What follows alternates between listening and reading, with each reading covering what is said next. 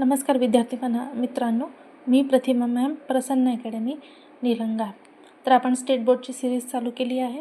आपण 8वीचं semi English मिडियमचं chapter 2 Androcles and the lion या चॅप्टरचं एक्सप्लेनेशन बघितलं होतं लास्ट व्हिडिओमध्ये.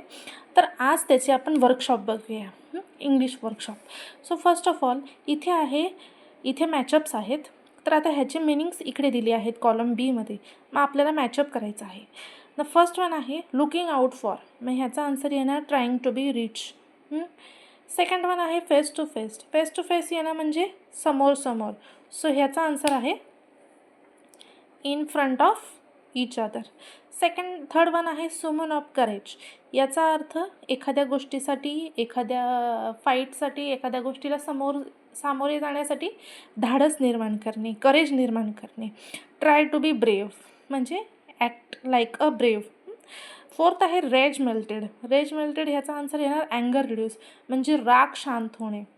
आणि फिफ्थ आहे बी मूव्ड बाय आणि ह्याचा आन्सर आहे filled up with the soft feelings. हो, सो आता फर्स्ट वन आहे त्यांचा आन्सर राहणार third one trying to be reach for. Second one आहे त्याचा आन्सर राहणार fifth in front of each other. Summon of courage ह्याचा आन्सर राहणार try to be brave. Rage मेल्टेडचा आन्सर राहणार अँगर रिड्यूस म्हणजे राग शांत होणे. आणि बी मूव्ड बाय याचा आन्सर राहणार filled with the soft feelings. So second question आहे read the following sentence from the story.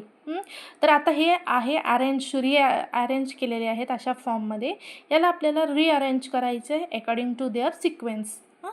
तर पहिलं जे आहे they were bound by law to obey their master. याचा अर्थ होतो की जे गुलाम होते त्यांना त्यांच्या मास्टरसोबत बंधनकारक किंवा बॉन्ड बाय लॉ कामं करावे लागत होते, नाईलाज. The kind man bound up the lion injured paw. तो जो दयाळू व्यक्ती होता अँड्रिकल्स, त्याने लायन्सची जी जखम होती त्याला मल्लमपट्टी केली, ड्रेसिंग केली. ह्याचा अर्थ हा आहे. थर्ड वन आहे lion bounded towards the Androcles again. याचा अर्थ आहे की लायन जो होता तो अँड्रिकल्सच्या दिशेने गेला. तर आता इथे the word bound carries 3 different meanings in each of the sentence. बरोबर आहे. इथे बाउंड, इथे बाउंड. शब्द एकच आहे पण मिनिंग्स वेगळे आहेत. सो फर्स्ट वन आहे रश फॉरवर्ड. तर पहिल्या सेंटेन्समध्ये रश फॉरवर्ड येत नाही, मिनिंगफुल सेंटेन्स. सेकंडमध्ये पण येत नाही, पण थर्डमध्ये तो येतो. लायन बाउंडेड टुवर्ड्स द अँड्रिकल्स म्हणजे तो त्या दिशेने गेला. त्याचा अर्थ होतो रश फॉरवर्ड म्हणजे फर्स्ट वन. ह्याचा आन्सर येईल फर्स्ट वन. सेकंड आहे फोर्स टू फॉलो म्हणजे बंधनकारक पद्धतीने मान्य करून घेणे कामासाठी. मग ह्याचा अर्थ हा आहे bound by law to obey their master. तो जो अँड्रिकल किंवा त्यावेळेस जे गुलाम होते त्यांना त्यांच्या मास्टरांपाशी bond by law, force to follow the rules असं मान्य करावं लागत होतं. त्याच्यानंतर टाईड अप. तर काइंड मॅन होता जो अँड्रिकल होता, त्याने लायनची जी जखम होती त्याला मदत केली. त्याची ती जखम त्याच्या पायातला जो काटा काढला आणि त्याच्यानंतर त्याची जी मल्लमपट्टी केली त्याच्यासाठी त्याने मदत केली आणि त्याची जखम त्याने बांधली त्याच्या स्वतःच्या कपड्याने. म्हणजे इथे टाईड अप येणार सेकंड वन. सो हे आहेत. पहिलं आहे हे वालं A1. त्याच्यानंतर इथे B1 लागू होतं फोर्स टू फॉलो. आणि इथे C जो आहे इंजर्ड पाव, टाईड अप, इथे थर्ड वन लागू होतो. ठीक आहे. Put the correct letter ABC in the boxes according to the proper meaning. तर आता इथे तुम्हाला लिहायचं आहे इथे कुठला बॉक्स आहे. आता इथे पहिला जो बॉक्स आहे, पहिल्या बॉक्समध्ये तुम्हाला B लिहायचे, सेकंड बॉक्समध्ये C आणि थर्ड बॉक्समध्ये A. अशा पद्धतीने तुम्हाला लिहायचं आहे आन्सर्स. ठीक आहे. आता पुढचा प्रश्न. Now translate each of the 3 sentences ABC in your Marathi medium. म्हणजे हे जे वाक्य आहेत ABC वाक्य, हे तुम्हाला इकडे मराठीमध्ये तुमच्या भाषेमध्ये, मराठी भाषेमध्ये तिथे ट्रान्सलेट करायचं आहे, ट्रान्सलेशन आहे. आता हे पुढचं. Find from the story the antonyms म्हणजे अपोजिट वर्ड्स, विरुद्ध वर्ड्स तुम्हाला शोधायचे आहेत. जसे की काइंड म्हणजे दयाळू, मग त्याचा पुढचे येईल अपोजिट क्रुअल. त्याच्यानंतर आहे स्लेव, स्लेव म्हणजे गुलाम. मग त्याच्यापुढे येईल मास्टर. त्याच्यानंतर आहे पनिशमेंट. पनिशमेंटचं येईल प्राईज किंवा रिवॉर्ड. पनिशमेंट एखाद्याला पनिशमेंट देणे आणि त्याचा अपोजिट येईल प्राईज किंवा रिवॉर्ड देणे. त्याच्यानंतर आहे टेंडर. टेंडर म्हणजे एकदम सॉफ्ट असतं.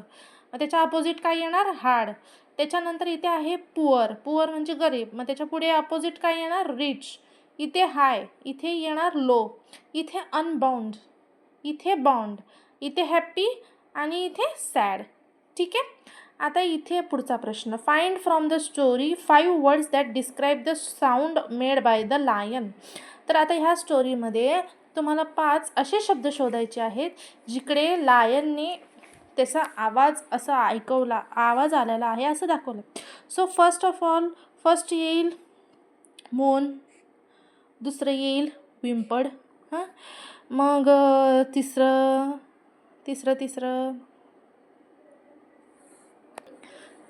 तर तिसरं येईल ग्राउल्ड, फोर्थ येईल रोअर. अशाच पद्धतीने तुम्हाला 5वं जो साऊंड आहे तो तुम्हाला शोधायचा आहे, जो डिस्क्राईब करतो लायनला. ठीक आहे. सो पुढचा प्रश्न. Write the reaction that follow each of the following action given below. तर फर्स्ट वन जो आहे, फर्स्ट वन काय आहे? Androcles did not like his cruel master. अँड्रिकल्सला त्याचा जो क्रुअल मास्टर होता तो आवडत नव्हता. म्हणून काय झालं? अँड्रिकल्स तिथून पळून गेला. मग हेच जे सेंटेन्स आहे इथे, हे सेंटेन्स आहे या चॅप्टरमध्ये. So he escape from the clutches of his cruel master. He escape from the clutches of the cruel master. हे आन्सर इथे येईल. सो सेकंड वन काय आहे? Lion look at the Androcles piteously. So त्याचं इथे येईल piteously. If it was in great pain, it was in great pain. Piteously म्हणजे तो जो लायन आहे तो केविळपणे अँड्रिकल्सला बघत होता कारण की तो त्रासात होता. म्हणजे lion was in the great pain. Androcles banded the lion injured paw. मग इथे काय येणार? अँड्रिकल्स बँडेड इंजर्ड पाव.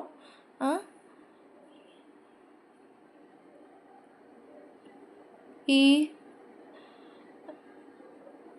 इथे येईल he can feel relief. The hungry furious lion was released into the arena so he can hunt the lion. Lion can hunt to the Andricles. चौथा आहे lion reached Andricles and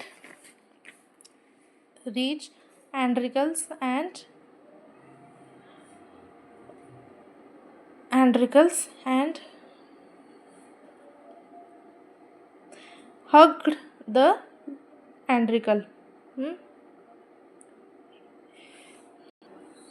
याचा answer हे येईल. It began to purr and rub its nose against him and hugged the Andricle. याचा answer हे येईल. Fourth आहे The emperor asked Andricles what other reward he wants.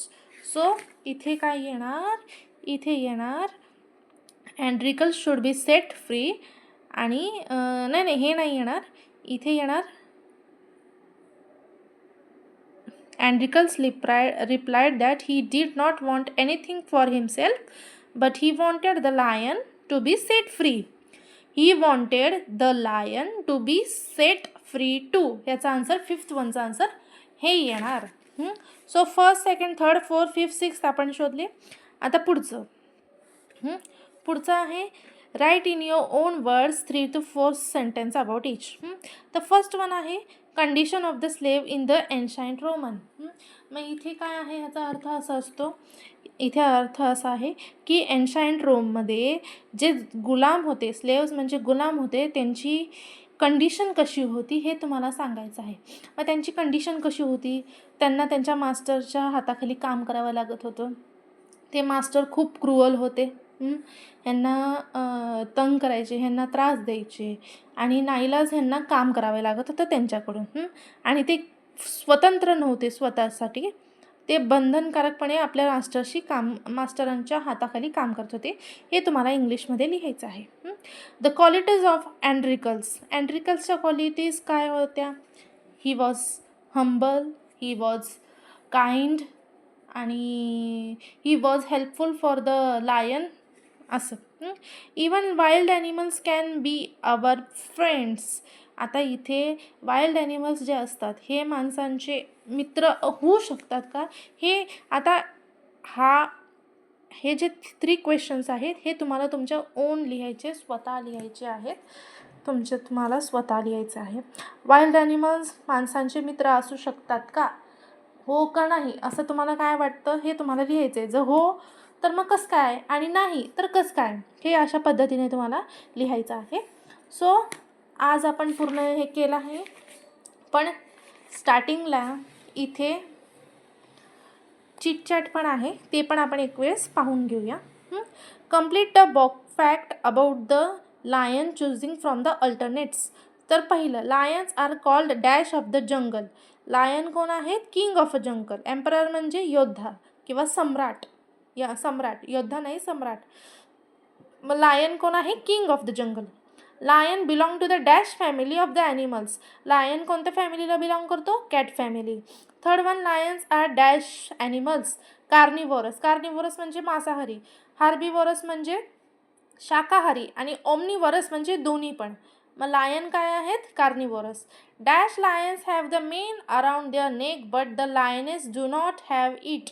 Main म्हणजे आयाळ. आपल्या मानेच्या काही प्राणी आहेत, विशिष्ट प्राणी आहेत, त्यांच्या मानेच्या जवळ केसं असतात, मोठी मोठी केसं असतात.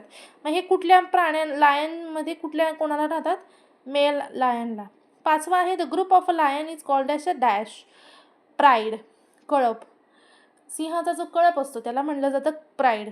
Lions attack only when they are hungry. Hungry म्हणजे जेव्हा ते उपाशी असतात तेव्हाच ते त्यांना मारतात.